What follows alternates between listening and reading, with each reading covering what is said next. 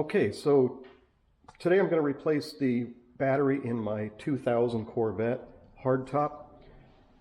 The battery that's in there is 52 months old, and unfortunately it's almost dead. It's down to 400 cranking amps out of 1,000 original cranking amps. So these Optima batteries, they seem to be hit or miss. Some last many, many years, and some only last just barely over their warranty. So first thing I do when I get a new battery, this one's shipped all the way from Tennessee, from AutoZone. They don't have them in the store anymore. They send them to you in a cardboard box, and it took about 7 days to get here. And first thing I do is put these adapters in, and then hook it up to my NOCO battery charger and make sure it's fully charged before I put it in the car. So let's disconnect everything and see how we did on charging. Okay, so let's hook this up, see how charged it is, and we're looking at 12.94 volts. That's a spiral, cranking amps 1000, and it's at 967 out of 1,000. And let's check cold cranking amps.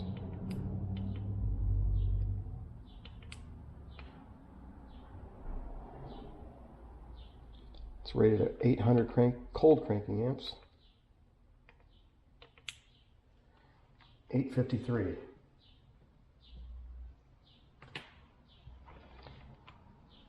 And it is good. It's fully charged.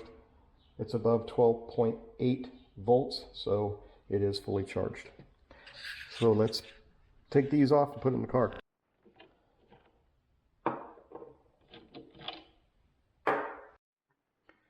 Okay, when I change a car battery, I like to preserve the memory settings so I don't have to reset the radio and everything. And once I even had to change my battery right before getting a smog check. And so you want to make sure the car, I'm in California, so subject to that awful stuff.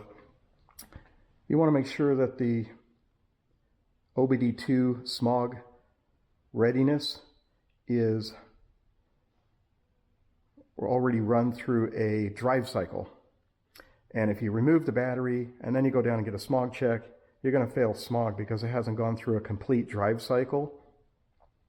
And if you get stuck in traffic and such, it's almost impossible to do a complete drive cycle. You can see my other video on how to do a drive cycle to pass smog. So anyway, to preserve those settings, I use these two devices. This one from Schumacher, and I don't think there's a part number on it, but this plugs into the wall so that you get 6 amps of power. So if you open your doors and the lights come on or anything like that, if you're using a tiny battery, it might go dead. So this is going to give you constant power from the wall. You can also do this from one other car battery to yours, or from cigarette lighter to cigarette lighter, as long as you have both cigarette lighters powered. Some cars you've got to turn the key on to have it powered. So this will plug into your OBD2 port, and it has a cigarette adapter that plugs into here, and I'll connect it up and show you. So this will give power to the car computer while we take the battery out, put the new in. The only thing you have to be careful of is that the circuit is energized. Don't touch that positive lead against anything metal, like the negative lead or the metal part of the car, like the hood latch is metal. Don't touch that. So I have a rubber glove that I put over the positive lead, and that ensures that I don't touch it against anything while I'm switching out the battery. Okay, since this is a black interior, I put down a light colored towel to try and help you see a little bit in here. So we're going to take the OBD2 connector, and just under the dash here, it only goes one way. It's a D shell connector. So just feel around under there, see which way it goes.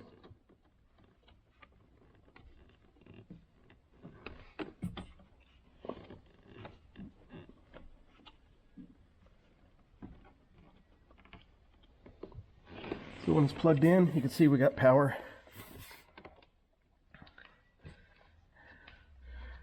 Take the other unit, we'll set it there, and plug this in to wall power.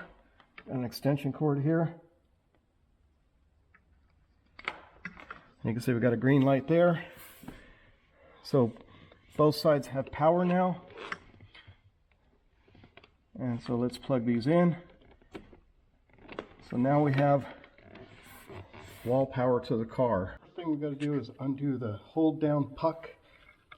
And if you're using metric tools, it's 13mm socket. If you're using SAE American tools, it is 1/2 inch. I like to use 6-point because they tend not to round off the bolt.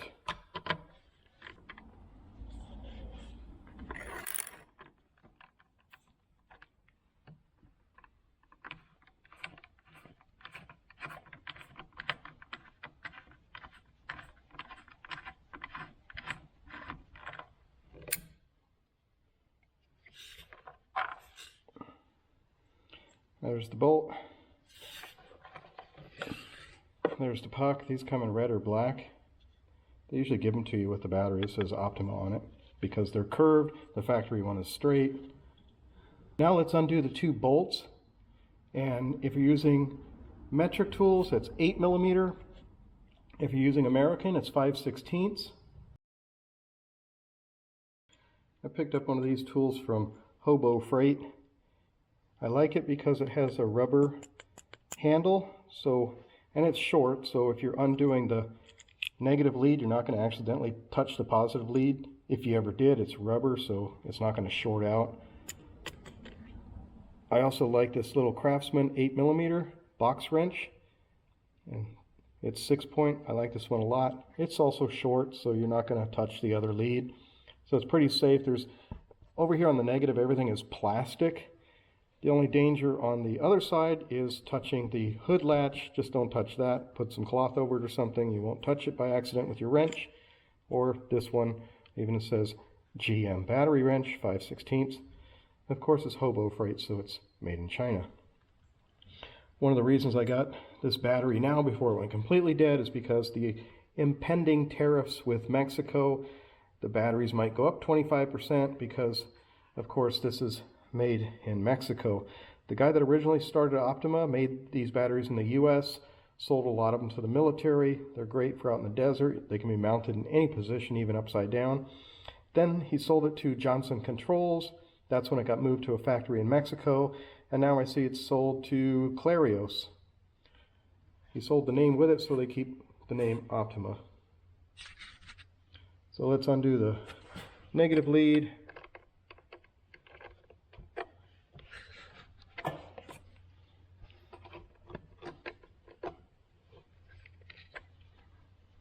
That's where the tool from Hobo Freight is nice because it is ratcheting.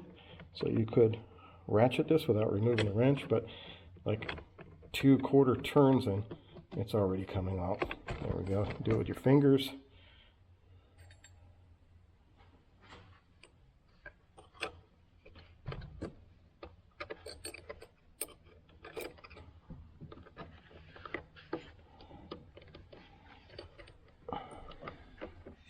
Keep in mind, be careful with the positive one because the circuit has voltage. Don't touch nothing with this positive lead.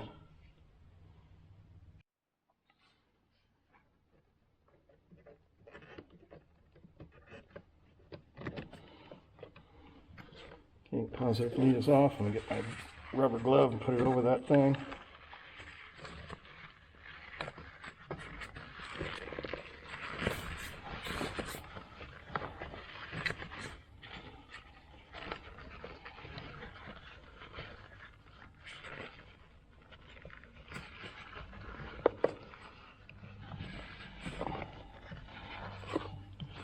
There we go, little noose around it so it doesn't come off. And now we're ready to pull the battery out. And the back has a little lip that holds the battery at the bottom, just like the front puck. There's just a little lip. You gotta slide it forward a tiny bit to get it out of that lip, and then you can pull it up. I'm going to move the camera so I don't knock the camera down while I'm pulling the battery out.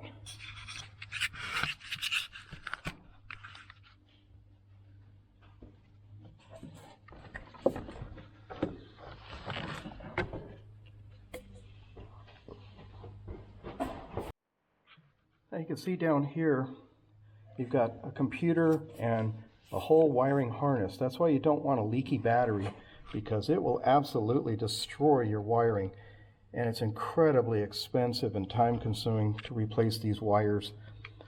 So that's one of the reasons why I stick with Optima batteries, even though they don't last as long as they used to. A flooded battery is nice to last a long time, like a AC Delco GM truck battery, Group 78. Those things last a long time. My other Z06, when I bought it used, had one of those in it, was 7 years old and still started.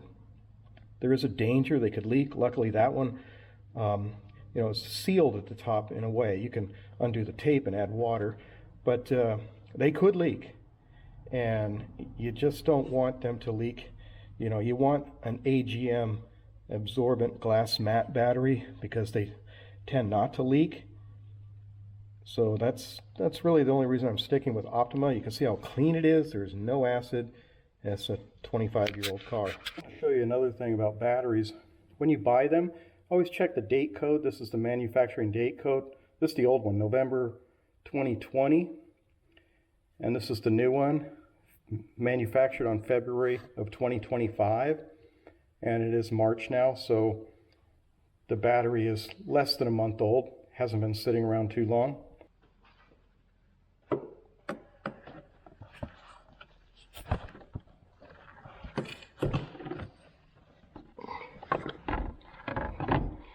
Even AutoZone says a Group 78 is not the right battery for this car, but it really is, as you can see. So you can't always trust these catalogs that tell you something's not the right part. You could run this car on a much smaller battery, but watch my other video about bigger is better, because you'll get more life out of a bigger battery. Now let's hook up the positive first. Okay. Being mindful of that metal bracket on the side. Don't let nothing touch that. Don't let the positive touch it, I mean.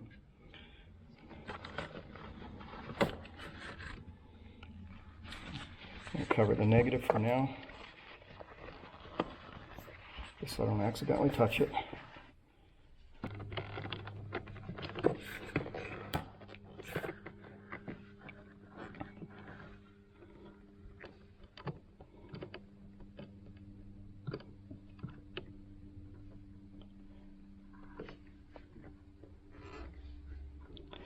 There we go, hand threaded in. Let's try our new little GM wrench here from Hobo Freight.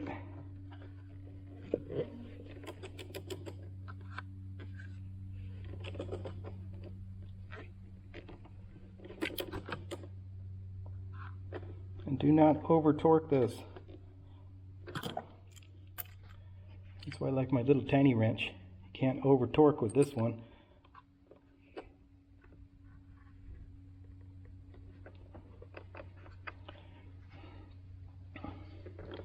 Okay, that is good.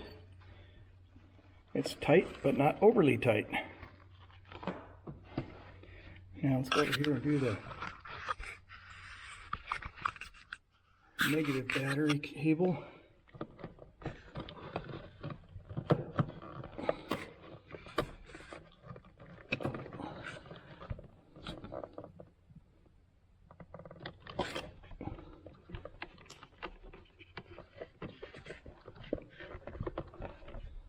Hand threaded in. Okay, now we're ready for a wrench on that.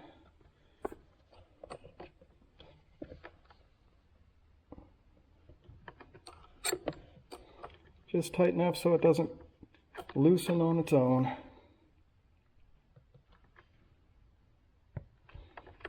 This way you want to use a wrench that's 6-point, it's not worn out. So all I use this wrench for is the battery. That way you don't round off the corners. Okay, there is our new battery installed. Oh, we gotta put the front puck on there. Make sure you can all see down in there. We're gonna do the front puck now. Hopefully there's enough light for you. So drop the puck down there. Get our bolt down there. Get our long wrench with a 13 or a ½ inch 6-point. Thread that in by hand. Find the hole there. There we go. Now let's get a wrench on there.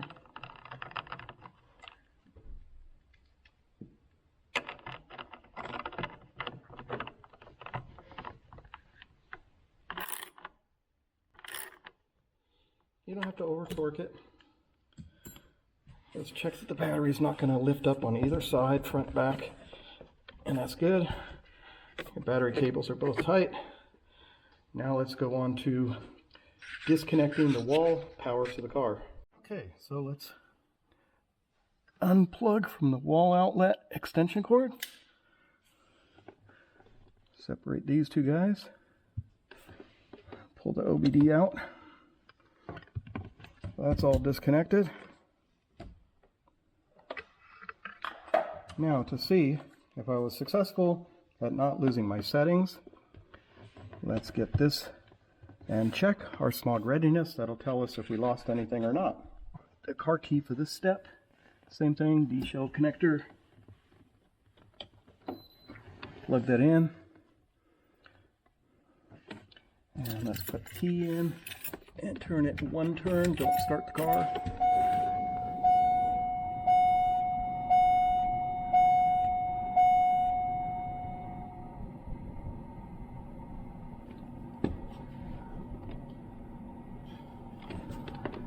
Linking.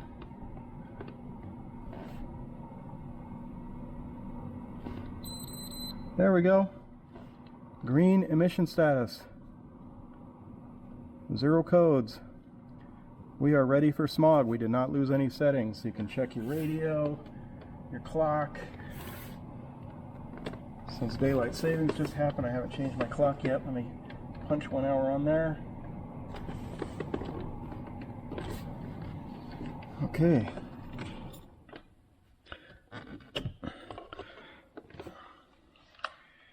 So, that was a great success. Now I'm on my way back to AutoZone to get my $5 back on these things that I didn't like, and to return this for the core charge. They charge $22 core charge, and you just take it back, drop it off at the store, and they give you your $22 back. The replacement battery was $2.99 plus tax, and the core, which I'll get back today, so they're not cheap. Anyway, we'll call that job done. If you enjoyed this video, please click the like button below. It really helps the algorithm. Thanks.